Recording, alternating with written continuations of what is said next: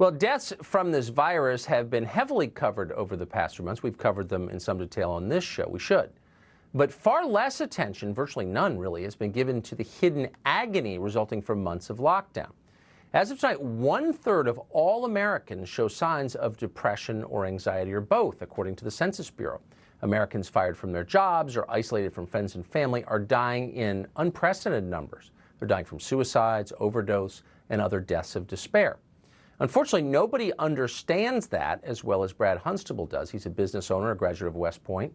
It's hard even to say this, but he just lost his son, Hayden, who was locked down as well. Brad Hunstable joins us tonight. Mr. Hunstable, thanks so much for coming on, and it is very hard to have this conversation. But you wanted to come because you thought it was important for the public to hear this, and I agree with you. So tell us the effect you think these policies had on your family. Well, Tucker, 41 days ago, right above my head, my young 12-year-old boy, 3 days before his 13th birthday, took his life. Hayden was a normal kid. He wasn't depressed. He loved athletics. And I created a video that's since gone viral.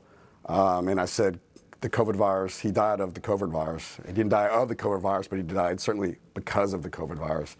The isolation has created what I believe and what I worry and what I'm warning every parent in America tonight. An emotional tsunami is sweeping this nation, and I'm very concerned about it. Flesh it out a little bit, if you would. The isolation, I mean, that's how we punish prisoners, by isolating them. Tell us the effects you think that is having on children. Well, let me start by giving you some stats that I bet most of the people in America don't even know, and I certainly didn't know this prior to my son passing away.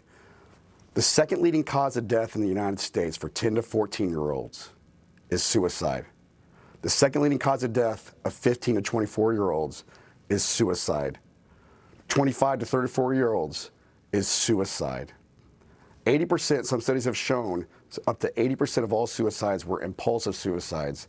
Yes. And that means they made the decision very, very, very quickly. 70% of those made the decision within the last hour, 40% within the last 5 minutes.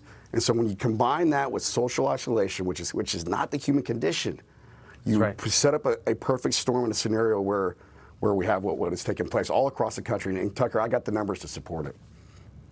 You and I have been talking. You said that you've seen, it hasn't just touched your family, hurt your family so much, but people around you in your community, people you know, have also gone through moments like this. We lost another one in my small town, almost lost a third one in my small town. We lost 4 in the town adjacent, 4 teens. One kid hung himself from the goalposts of the football stadium. And so there's probably a total of 6 around my town. My West Point buddy, unfortunately, passed away through a self-harm method just last week. This is a tragedy, and the stigma around suicide. I know it can be taboo. I know people don't want to talk about it because they don't know what to say. But what I've been screaming from as loud as I can is that conversations matter. We have to talk about it. What we've done in the past hasn't worked. It's time to try something different. And I implore every American, every parent out there, if you're working on your patio outside, grab your son, your daughter, take them to Home Depot. Take your kid on a walk. Conversations matter, and we're in a heightened state of anxiety.